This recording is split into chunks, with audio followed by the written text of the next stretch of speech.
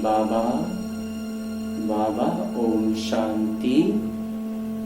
आज 25 सितंबर 2022 की अव्यक्त मुरली है जो दोहराई जा रही है 24 सितंबर 1992 की। बाबा कह रहे हैं सत्य और असत्य का विशेष अंतर। आज दिलाराम बाबा अपने सर्व बच्चों के दिल की आश पूर्ण करने के लिए मिलन मनाने आए हैं। अव्यक्त रूप में तो सदा सर्व बच्चे मिलन मनाते रहते हैं, फिर भी व्यक्त शरीर द्वारा अव्यक्त मिलन मनाने की शुभ आश रखते हैं। इसलिए बाबा को भी अव्यक्त से व्यक्त में आना पड़ता है। बाबा इस समय चारों ओर देश विदेश के बच्चों को देख रहे हैं, मन से मधुबन में हैं। आप साकार में हो और अनेक बच्चे अव्यक्त रूप से मिलन मना रहे हैं। बाबा भी सर्व बच्चों के स्नेह का रिटर्न दे रहे हैं। जहां भी हैं लेकिन याद द्वारा बाबा के समीप दिल में हैं। सबके स्नेह के साज बाबा सुन रहे हैं। बाबा जानते हैं कि बच्चों के लिए सिवाय बाबा के और कोई याद करने वाला है नहीं, और बाबा को भी सिवाय बच्चों के और कोई है नहीं। सदा इसी स्मृति में रहते हैं कि मैं बाबा का और बाबा मेरा। यही स्मृति सहज भी है और समर्थ बनाने वाली भी है।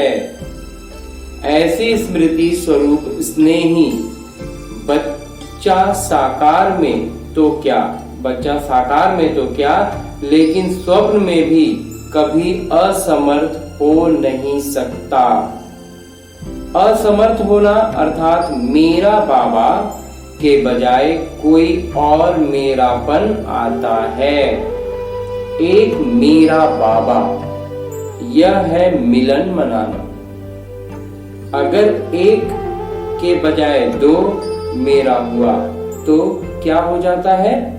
वह है मिलना, और यह है झमेला। एक के जगह अगर दो हो गया तो वो मिलना से झमेला हो गया। कई बच्चे समझते हैं बाबा तो मेरा है, लेकिन और भी एक दूसरे को मेरा कहना ही पड़ता है। कहते हैं और कोई नहीं, सिर्फ एक आधार चाहिए। लेकिन वायदा क्या है? एक बाबा दूसरा ना कोई, या एक बाबा एक और। भोले बन जाते हो। उस एक में अनेक समाये हुए होते हैं, इसलिए झमेला हो जाता है। इस पुरानी दुनिया में भी ऐसे खिलौने मिलते हैं जो बाहर से एक दिखाई देता है, लेकिन एक में एक होता है, दिखाई देता है, लेकिन एक में एक होता है। एक खोलते जाओ तो दूसरा निकलेगा, दूसरा खोलेंगे तो तीसरा निकलेगा। यह भी ऐसा ही खिलौना है, दिखाई एक देता, लेकिन अंदर समाये हुए अनेक हैं। और जब झमेले में चले गए तो मिलन मनाना कैसे हो सकता है? झमेले में ही लगे रहेंगे या मिलन मनाएंगे? सिर्फ दो नहीं सोचो, सिवाय एक बाबा के संकल्प में भी अगर कोई आत्मा को व प्रकृति के साधन को मेरा सहारा स्वीकार किया तो यह स्वाभाविक ईश्वरीय मशीनरी बहुत तीव्र गति से कार्य करती है। जिस क्षण अन्य को सहारा बनाया उसी क्षण मन बुद्धि का बाबा से किनारा हो जाता है। सत्य बाबा से किनारा होने के कारण बुद्धि असत्य को सत्य, गलत को सही मानने लगती है, उल्टा निर्णय देने लगती है। कितना भी कोई समझाएगा कि यह सही नहीं है, लेकिन वह यथार्थ को, सत्य को भी असत्य की शक्ति से समझने वाले को गलत सिद्ध करेगा। यह सदा याद रखो कि आजकल नाटक अनुसार असत्य का राज्य है और असत्य के राज्य अधिकारी रावण राजा है। उसके कितने शीश हैं, अर्थात असत्य की शक्ति कितनी महान है। उसके मंत्री, महामंत्री भी बड़े महान हैं। उसके जज और वकील भी बड़े होशियार हैं। इसलिए उल्टी निर्णय की बिंदुएं बहुत वैरायटी और बाहर से मधुर रूप की देते हैं। इसलिए सत्य को असत्य सिद्ध करने में बहुत होशियार होते हैं। लेकिन असत्य और सत्य में विशेष अंतर क्या है?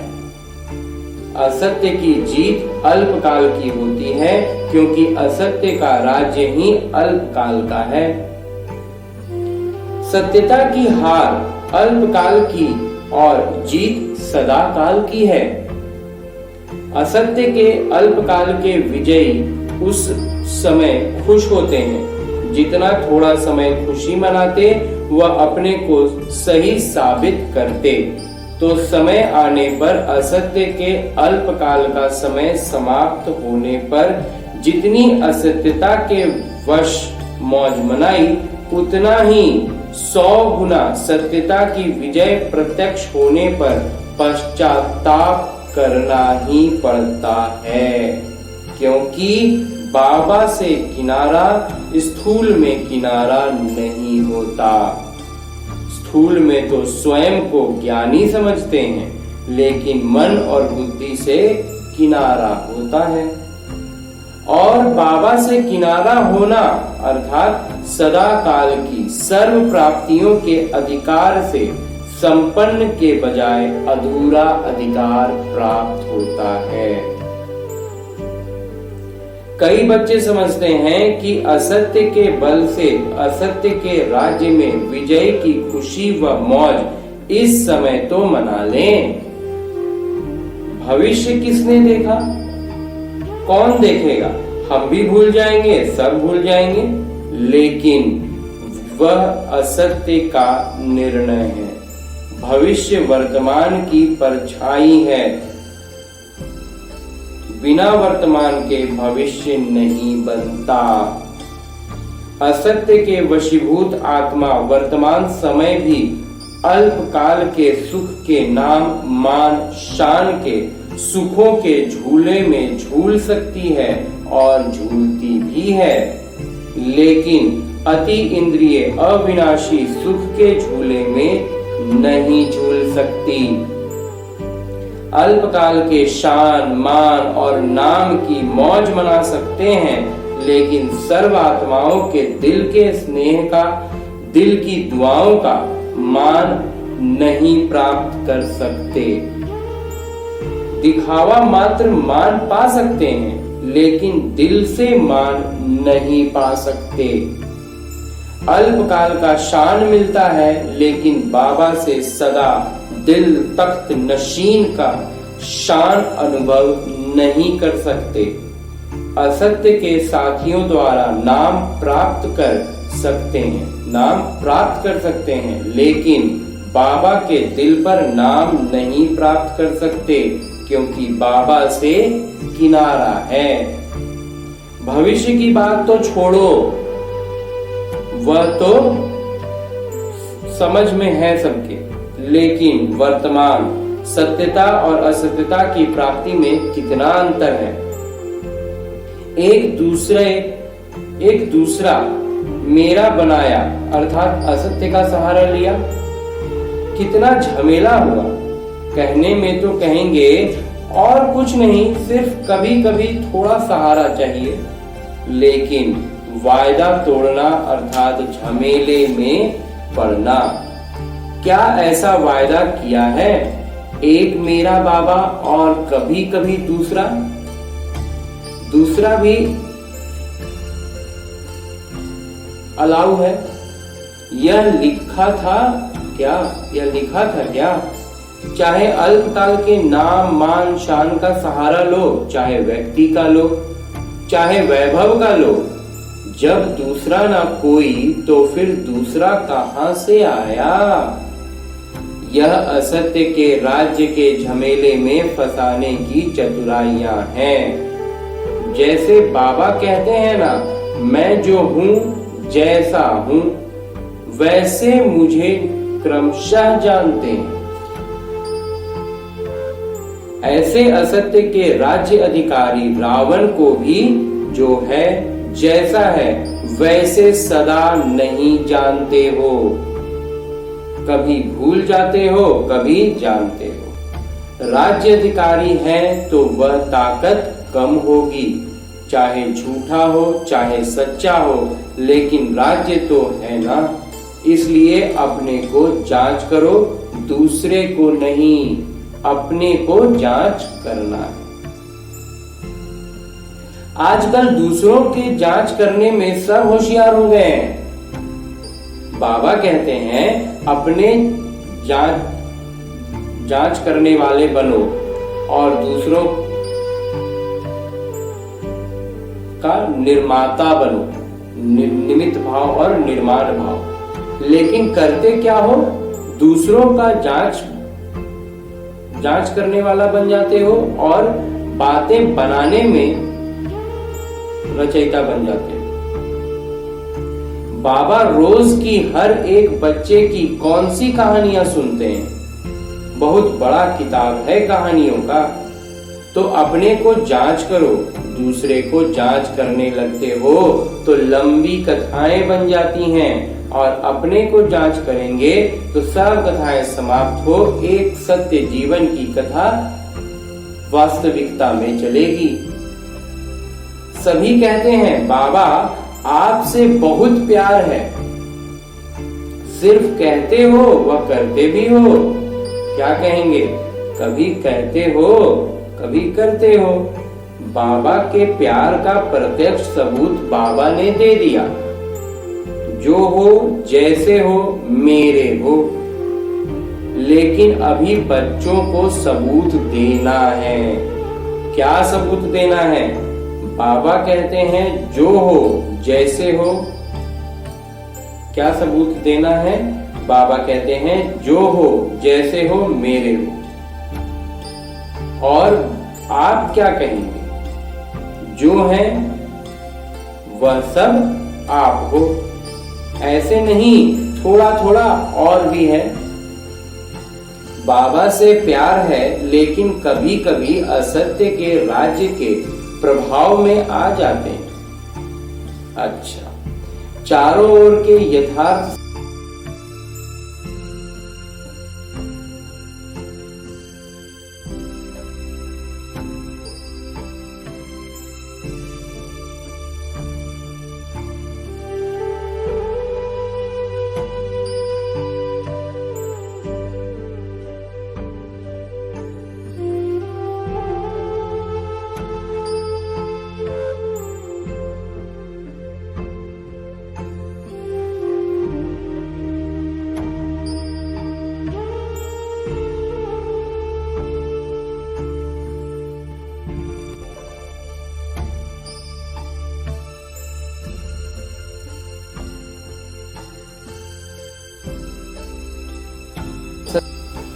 मधुबन निवासियों प्रति अव्यक्त बाबा के मधुर महावाक्य।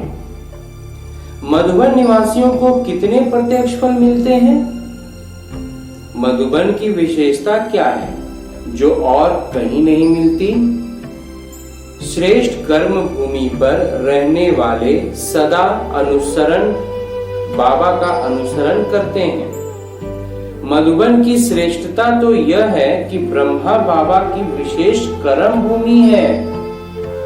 तो मधुबन निवासी जो भी कर्म करते हैं वह पिता का अनुसरण करते हैं। कर्म भूमि में विशेषता कर्म की है, तो कर्म में अनुसरण करो। जो भी अमृत वेले से लेकर रात तक कर्म करते हो उसमें अनुसरण करना है।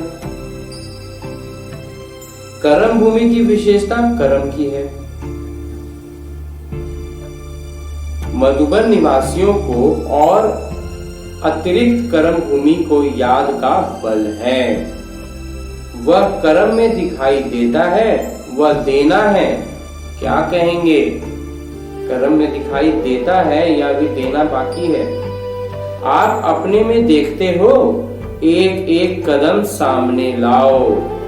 उठना बैठना, चलना बोलना, संबंध संपर्क में आना, सब में ब्रह्मा बाबा के कर्म को अनुसरण है। कर्म भूमि का फायदा तो यही है ना, तो इतना लाभ ले रहे हो। शक्तियां क्या समझती हैं? कर्म भूमि का लाभ जितना मधुबन ले सकता है उतना औरों को लेने आना पड़ता है, और आपको मिला हुआ है। वरदान भूमि है, कर्म भूमि है, तो हर कर्म वरदान योग्य है। जो कोई भी देखे तो मुख से वरदान निकले, इसको कहेंगे वरदान भूमि का वरदान लेना। चाहे साधारण कर्म कर रहे हो, लेकिन साधारण कर्म में विशेषता दिखाई दे, यही मधुबन की विशेषता है ना। विशेष ब्रह्मा बाबा को अपनी कर्म भूमि में रहने वालों के प्रति यह विशेष श्रेष्ठ आस है कि मधुबन का एक एक ब्राह्मण आत्मा, श्रेष्ठ आत्मा, हर कर्म में ब्रह्मा बाबा के कर्म का दर्पण हो। तो दर्पण में क्या दिखाई देता है? यही दिखाई देता है ना। अगर आप दर्पण में खड़े होंगे तो हूबहू आप ही दिखाई देंगे, या दूसरा तो ब्रह्मा बाबा के कर्म आपके कर्म के दर्पण में दिखाई दें। भाग्यवान हो, यह तो सदा सभी कहते भी हैं और हैं भी, लेकिन हर कर्म में ब्रह्मा बाबा के कर्म दिखाई दें।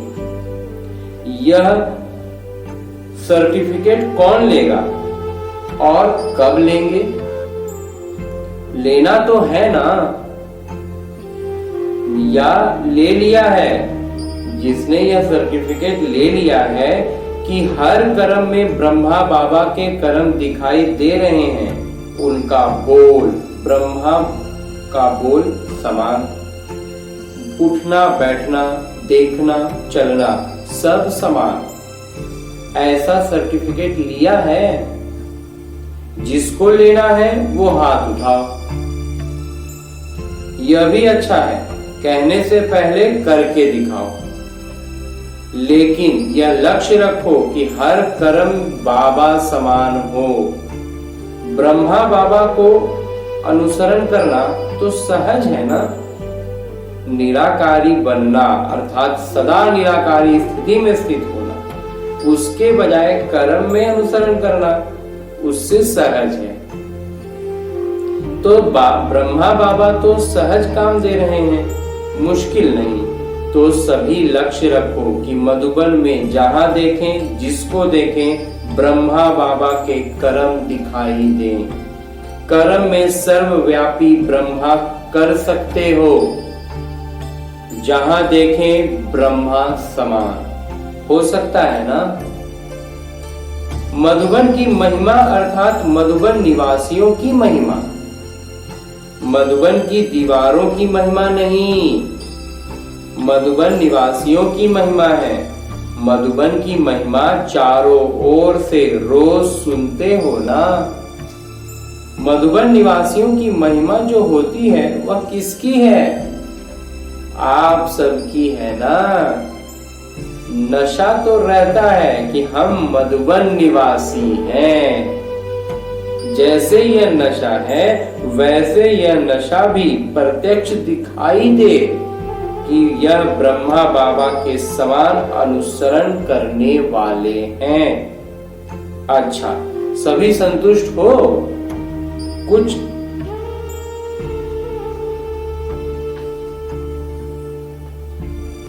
मुक्ति चाहिए, कुछ छूट चाहिए। छूट की भूमि में बैठे हो, कितने बेफिक्र बैठे हो। शरीर की मेहनत करते हो और तो सब बना बनाया मिलता है। जो शरीर की मेहनत नहीं करते उनको व्यायाम की मेहनत कराते हैं। आप तो भाग्यशाली हो ना, जो व्यायाम नहीं करना पड़े, हाथ पांव चलते रहते हैं। जितना जो कठिन परिश्रम करते हैं उतना वह सुरक्षित है, माया से भी और शरीर की व्याधियों से भी।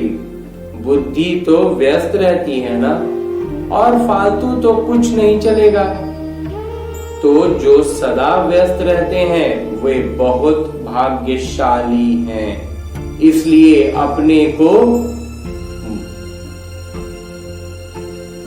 फ्री नहीं करना।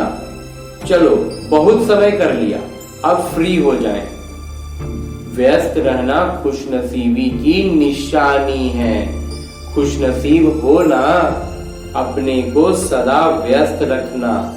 अच्छा, सभी अभी बाबा को करके दिखाना, समझा? सभी जो है अभी बाबा को करके दिखाना, ठीक है? ब्रह्मा बाबा की विशेषता सूरत में क्या दिखाई देगी? गंभीरता के चिन्ह भी और मुस्कुराहट भी। गंभीरता अर्थात अंतर्मुखता और साथ साथ रमणीकता। अंतर्मुखी की निशानी सदा सागर के तले में खोए हुए गंभीरता पूर्ण मूर्त।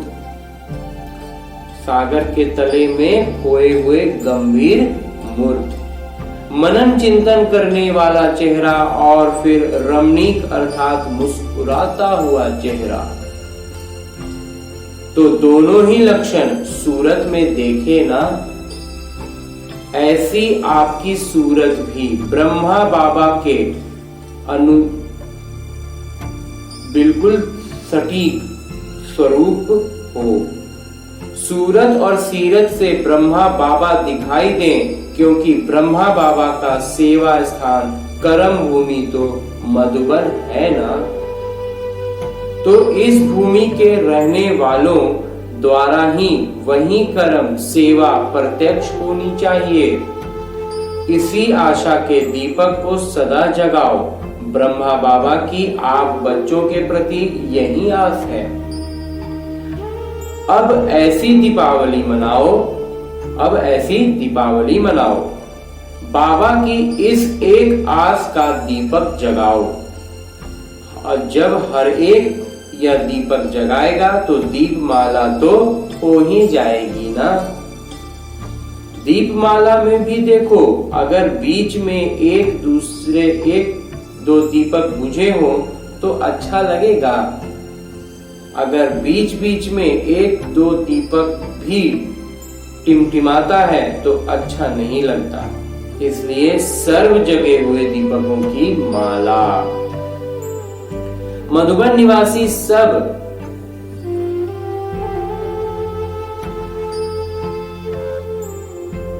जांच होनी चाहिए, स्वयं की जांच, स्वयं के प्रति न्याय। कोई भी बात करने के पहले स्वयं जांच करो तो न